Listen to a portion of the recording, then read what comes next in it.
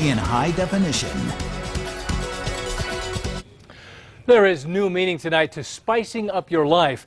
Inmates have crafted a new way to smuggle drugs into prison, but investigators are catching on. Here's News 13's Katie Kim. Hundreds of letters are sent to New Mexico's prisons, where they're checked, then cleared. But investigators say an unusual piece of mail arrived 3 weeks ago at a state-run prison. I miss you. I wish you were next to me. I love you in big letters. No, this letter wasn't just laced with love. Instead, it was meant to give another high. It had a chemical smell, and what letters have a chemical smell to them? A second letter with the same smell arrived a few days later. Investigators quickly found both were covered in spice, an illegal drug that gives a similar but more intense high than marijuana. They're soaking spice in water.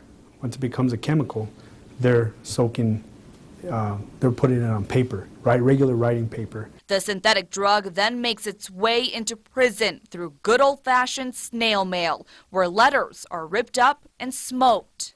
And prisoners are turning a profit. Corrections officials say a small 1-inch square of paper soaked with spice will go for $5, but a whole sheet of paper will cost $250. The drugs in prison pose the same problem in prison as they do out in the streets. If an inmate purchases certain drugs and he can't pay for them, then his safety is at risk. Officials say this is the first time inmates have smuggled spice paper, but they're sure it won't be the last. They get creative, we get more creative in finding how they're introducing drugs. It's a cat and mouse game between us and them.